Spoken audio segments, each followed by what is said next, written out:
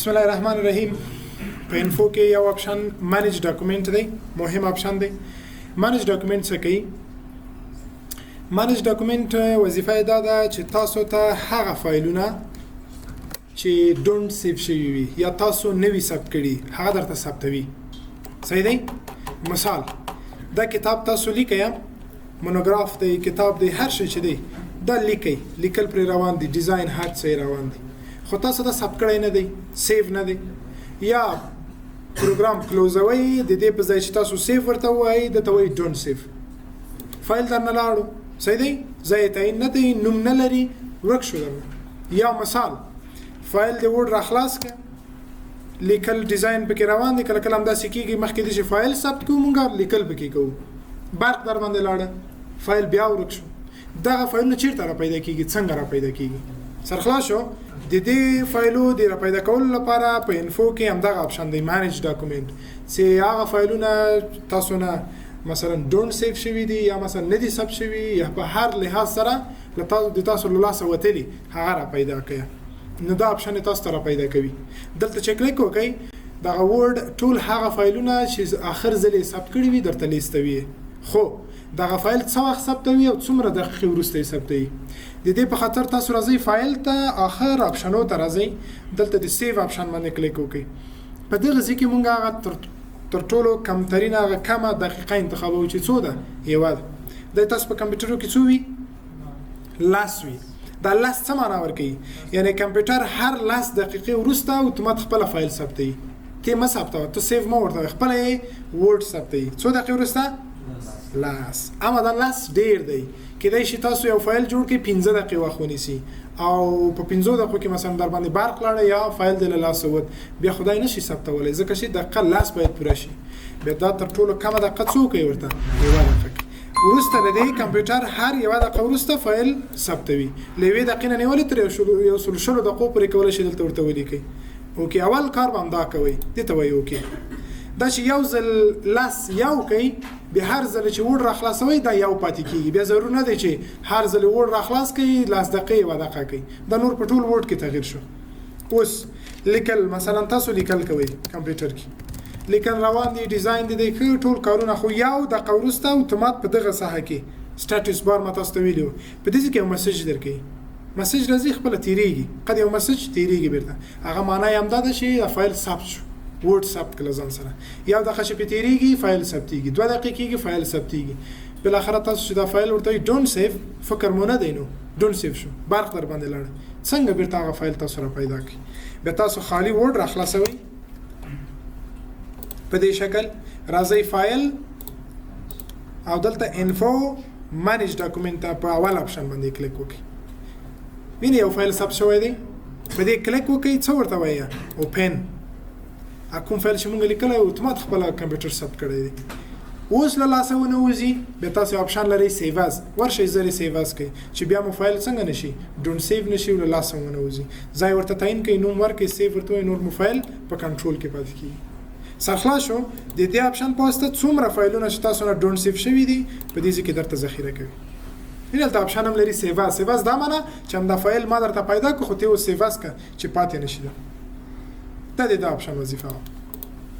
کله کله به ډیر فایلونه د ځان سره ثبتوي، که موږ وغواړو که ونه غواړو فایلونه ثبتوي له ځان سره. بیا تاسو مثلا که چیرې فایلونه ډیریږي راځئ دلته ډیلیټ یس، کله چې په دې مانیج باندې کلیک وکړئ نور تاسو ته فایلونه نه لیستوي، ټول پخواني پاک شو. دا تر ټولو مهم اپشن و په دې ځای کې. دلته هم دومره اپشنونه بس. بل څه لرو؟ سیو لرو. سیو باندې پوهېږئ کله چې د لومړي ځل لپاره یو فایل تاسو ثبتوئ، ذخیره کوئ، معلومات لیکي غواړو دا ثبت کړو، څه ورته وایي؟ فایل سیو، شرکت کنټرول اس. کوم ځای کې ثبتوي؟ دا موقعیتونه دي، ډیسکټاپ، ډي ډرایو، دا فولډر، دا فولډر، یا راشئ په براوز باندې کلیک وکړئ، دلته ورته څه شی تعین کړئ؟ موقعیت تعین کړئ. د سپیسي مثال کوم ځای کې وي؟ په دې فولډر کې وي، ډیسکټاپ، ډاکومنټ، یعنی هر ځای چې تاسو غواړئ انتخابوئ. فایل نیم کې څه شی کوئ؟ فایل ته نوم ورکوئ. د څه په نامه وي؟ مثال دا د کمپیوټر په نامه وي، کمپیوټر ورته لیکئ، یس سیو. دا فایل اوس ثبت شو. که چیرې کلوز هم کوي نور د کمپیوټر د صفحې یا ډیسکټاپ پر مخ د کمپیوټر په نامه فایل څنګه دی؟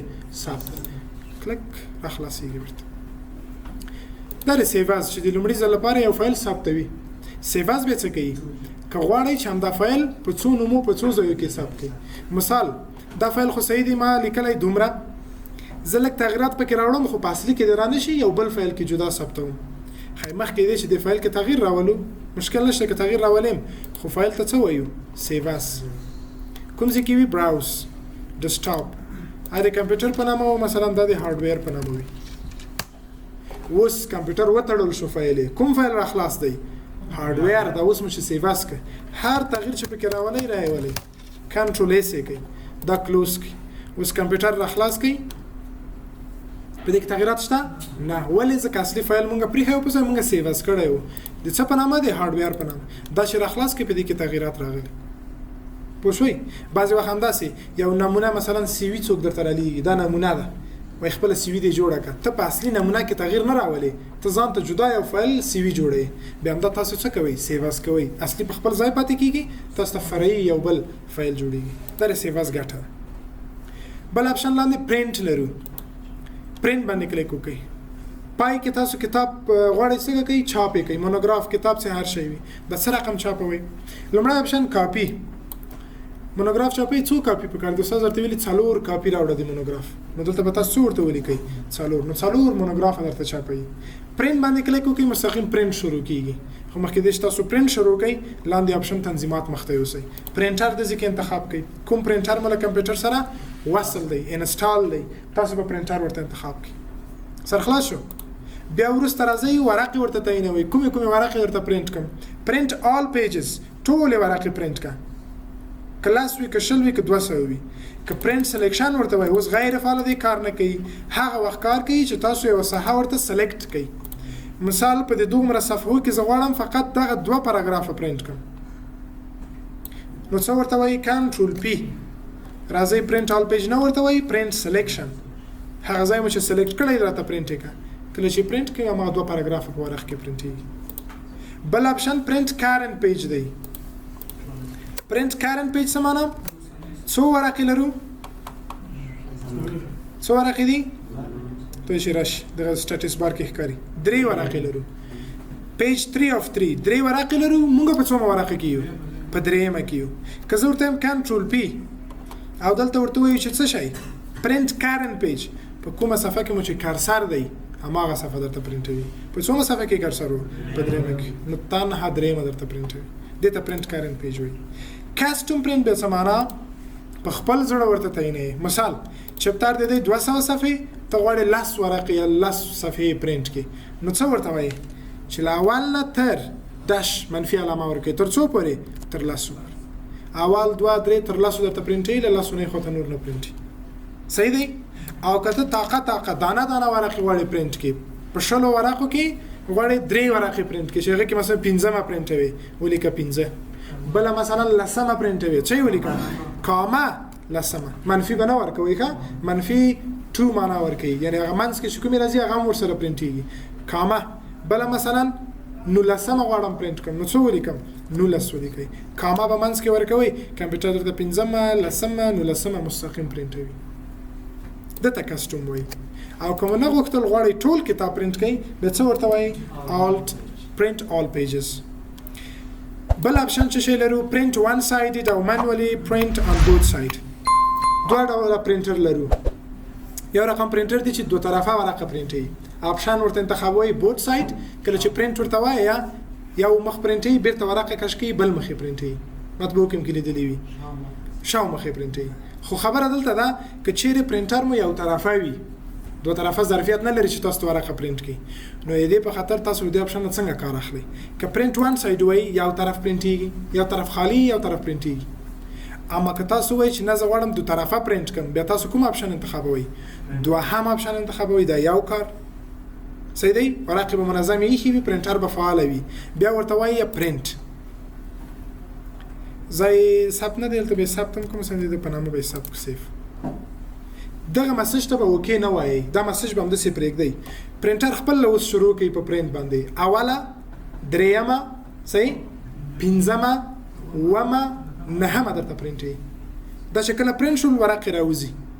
بیا به ته ورقې څه کې په دې بل مخ به یې واړوې بیا به له دغه خوا نه ونیسې بیرته به په د پرنټر په ځای کې کېږدې د څه رقم طریقه درته ښیم همداسې یې کوي ښه ورقې خو داسې راووتې له داسې مه اخلئ چې په دې بل مخ یې کوي دا مخ یې خوا ته واړوئ بیا کاږه واږه راځي یو عنوان دلته بل عنوان په دې بله خوا کېږي ورقې داسې پرنټېږي اول به دا سپینه خوا پورته واړوئ بیا به د همدغه خوا نه چې راوتلې ده وبه یې نیسئ په دې شکل به پرنټر کې واچوئ بیا به وروسته تاسو په څه شي کلک کوئ په اوکې بیا اوله خو پرنټ ده دومه څلورمه شپږمه اتمه لسمه پرنټېږي په دې شکل ستاسو لس ورقې په 15 ورقو کې ډېر ښه منظم پرنټېږي دا په هغه صورت کې په هغه پرنټرو کې چې یو طرفه پرنټ کوي اما که چیرې پرنټر دو طرفه وي به ډېر راحته دی فقط ورته وایي بوت ساید خپله یې پرنټوي بیا ضرور نه دی چې تاسو ورقې ورته په بل مخ کې سرخلاص شو که پرنټر لرئ ورسره لاسرسی لرئ دا کار کوي بل اپشن موږ لرو کولیټډ انکولیټډ کولیټډ منظم انکولیټډ غیر منظم کولیټډ منظم کې لیکلي یو دوه درې یو دوه درې یو دوه درې او انکولیټډ کې لیکلي یو دوه دوه درې درې چیرې کولیټډ ورته وایي صحیح دی څو چپټره موږ چاپو مونوګرافه څلور که ورته وایم چې کولیټډ یو دانه مکمل تکمیل چاپي دوهم تکمیل چاپي دریم تکمیل چاپي څلورم تکمیل چاپي که تاسو ورته وایئ چې انکولیټډ اوله ورقه څلور دانې چاپي دوهمه ورقه څلور دانې چاپي پنځمه ورقه څلور دانې چاپي به ته په لاس باندې جوړې د دې اول چپټر د دوم چپټر د دریم درې دته غیر منظم وي نو کوم رقم غواړئ کولیټډ پورټریټ عمودي وي که افقیه لانډسکیپ دا باندې پیږئ ساده دی لیټر سایز دی دلته د ورقې سایز همیشه چې وډ راخلاصوئ سایز یې لیټر دی ډیفالټ همیشه لیټر وي تاسو دا څه کوئ A4 انتخاب مارجن د صفحې څلور خواوې هغه فاصلې ته څه ویلې حاشیه نارمل دا ده چې د ټول اندازه یو انچ ده رایټ لیفت باټم ټاپ ټول که نرو انتخاب کې حاشیه کمیږي متن ډیر ځایږي حاشیه کمیږي او په هغه صورت کې تاسو نرو انتخابوي چې تاسو کتاب نه چاپوي یو دوه درې ورقې چاپوي ضرورت ډیر سټیبلر ته نه وي ماډریټ کې انتخاب کوي ماډریټ به لیفت ټو رایټ ته وګورئ ټاپ یو باټم یو خو لیفت ټو رایټ به څو دی 0.15 یعنی پورته او ښکته حاشیه ډیریږي ښي طرف چپ طرف ته حاشیه کمیږي او کوته شي وایډ ښي طرف چپ طرف حاشیه ډیریږي د پورته وړاندې حاشیه کمیږي نظر ضرورت او که میرور ورته وایي میرور معمولا هغه وخت استفاده کیږي چې تاسو کتاب چاپوي کلک به وکړئ اوس راشئ وګورئ ګورئ د اول صفحې او د دومې صفحې د چپ طرف حاشیه فرق کوي که یو شان ده فرق کوي د اول ډیره ده دومې بیا د درېمې ډیره ده د څلورمې کم ده ولې ځکه اوله ورقه تاسو چاپوي صحیح ده اوله ورقه شوه حاشیه کومې خوا ته ډیره ده دې خوا دوهمه چې چاپوي حاشیه باید کومه خوا ډیره وي دې خوا ګورئ د ښي طرف راځي د چپ طرف ځکه چې دا ورقه راخیستل کېږي کتاب غوندې ترې جوړېږي میرور ورته وایي دغه داخل ته انساید وایي بیرونی برخه ته چی وای آوټ ساید وای نو دا هم داسې جوړیږي یو خوا ډیره یو خوا کمه چې کله کتاب ورق سره یو ځای کوي خپل سره برابري دته میرور دوی نو په هغه سره چې تاسو کتاب چاپوي به تاسو حاشیه میرور انتخابوي چې خپل یو طرف لیفت یا رائټ هغه حاشیه فرق کوي په دې ځکه او کله انتخاب کې د ریبل سټایل سرخلاص په دې کاستوم غواړي کاستوم په خپل لیکي ورته ټاپ کې ورته ولیکه دوه وی درې وی څلور وی لیفت ورته ولیکه باټم ورته ولیکه رائټ ورته ولیکه خپل تنظیموي دا به په دې پورې اړه نه لري تاسو خپل قیمت گزاري کوي او اخري څه شی اپشن one page per sheet یو صفحه په یو صفحه کې پرنټيږي درې ورقې لرو درې ورقې کې پرنټيږي two page per sheet دوه ورقې په یو ورقه کې پرنټيږي څلور page per sheet شپږ اته او شپاړس تر شپاړس ورقې هم کولای شي تاسو په یو صفحه کې چاپ کړئ خو څه رقم چاپيږي سایز یې کوچنی کیږي تر دې اندازې چې کېدای شي د لوستلو نه وي خو تاسو ته 14 ورقې په یو ورقه کې ځای وي په دې شکل کوم وخت که ضرورت و مثلا 2 ورقې ځای وي 3 ورقې 4 ورقې د ورقو هغه کم شمیرې مثلا ورقې نه وي بیا تاسو ورته د انتخاب شي اقتصادي تمام شي په څه په دې شیر شکل غواړي فایل شیر کوي زیات هغه ایمیل دی چې د ایمیل لاره غواړي فایل چاته ولېږي سند از اټاچمنت کې کلیک وکړئ د ورډ فایل په شکل شیر کیږي که سند از پی ډی اف ورته وایي د پی ډی اف فایل په شکل باندې ایمیل کیږي پی ډی اف پیژنئ چې کې تغییر به نشي راوستای ایکس پی اس هم هغه د پی ډی اف یو ډول دی د الک پرمختللی ډول دی د پی ډی اف نوم ایکس پی اس دی او که د فاکس ماشين لاره تاسو فایل څه کوئ شیر کوئ چا سره نو دوه اپشنونه کار اخلي ایکسپورټ که غواړئ فایل مو پی ډی اف ته واړوئ یا پی ډی اف یې کړئ ایکسپورټ باندې کلیک وکړئ دلته لیکلي دي کریټ پی ډی اف ایکسپیس فایل ته ځای تعین کړئ نوم ورکړئ دلته خپل پی ډی اف لیکل شوي دي ورته وایي پبلش دا د ورډ فایل مکمل په پی ډی اف باندې تبدیلیږي پی ډی اف ګټه به دا ده چې څوک پکې تغیرات نشي راوستی دا یو بلکې چېرې تاسو دا غواړئ چاپ کړئ په کوم رقم چې تاسو جوړ کړئ په همغه رقم چاپېږي اکثره داسې کېږي چې تاسو دلته ډیزاینوئ جوړوئ خو کله چې چاپوئ بل شی راځي چاپ کړي هغه تاثیر همدا دی چې تاسو باید فایل پی ډی اف کړئ چې خپل کیفیت له لاسه ورنکړي د سیم پی ډی اف کېږي له کوم ځای نه له ایکسپورټ نه او که تاسو غواړئ چې د سیو از له لارې پی ډی اف کړئ کلیک پې وکړئ ځای ورته تعین کړئ مثال ډیسکټاپ فایل نیم نوم ورکړئ دغه سیو از ټایپ کې راشي ټایپ یې تعین کړئ ټایپ څه شی غواړو موږ پی ډی اف دا به ایکس پی اس کوم دا ځلې ورته ایکس پی اس کوم ځای کې وي ډیسکټاپ صفحې پر باندې سیو ورته وایي ثبت شو بله ثبت شو اوس وګورو چې څه شي کې راخلاصېږي دغه فایل دی ایکس پی اس دا ځان ته یو فارمټ لري صحیح دی ایکس پی اس لکه موږ پی ډی اف ریډر لرو دا ځان ته ایکس پی اس ریډر لري نشته وینئ دلته لیست نه لرو نو چې وي کلیک پې وکړئ د پی ډی اف په شکل درته راخلاصوي بیا راځو فایل دا و ایکسپورټ کلوز ډونټ سیو فقط د ورډ صفحه درته بندوي ورډ پروګرام نه بندوي صفحه یې بندوي بیرته صفحه څنګه راخلئ بلینک باندې کلیک کوئ نوې صفحه راځي کلوز اکاونټ د همدغه مایکروسافټ افیس که چیرې اکاونټ پکې ولرئ اکاونټ جوړ وي معلومات دي مثلا ما اکاونټ جوړ کړی دی هغه ایمیل ادرس دی پاسورډ دی که ساین اوټ کېږئ نوم مو له دې ځای نه ځي صحیح دی او که بعضې دغه اپشنونه ډېر شوي دي تاسو خپل کمپیوټر کې وګورئ تاسو خو اکاونټ نه لرئ چې ورشئ دلته یو اپشن لرو هغه هم څه شی دی افیس دیمز دی هملته چې ما اکاونټ جوړ کړی او دوه اپشن اضافي هم راکړي او دغه برخه کې وګورئ د کاپشن بټن سره بیکګراوند کې څو شکلونه ښکاري دا ځکه چې اکاونټ جوړ شوی دی دې ځای نه کولی شئ هماغه شکلونه تاسې تغییر کړئ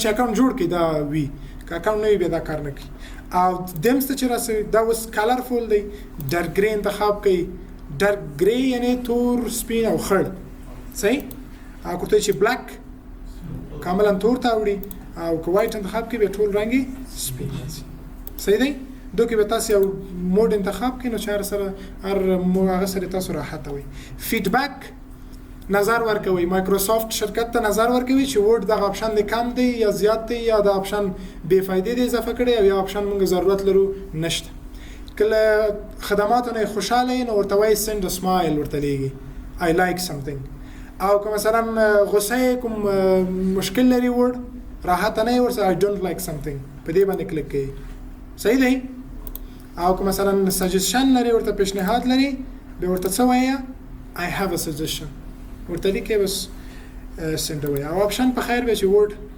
ټابونه ختم شول په اخر کې بیا په اپشنو باندې یو مرور لرو دا په ټوله کې د فایل ټاب سوال مشکل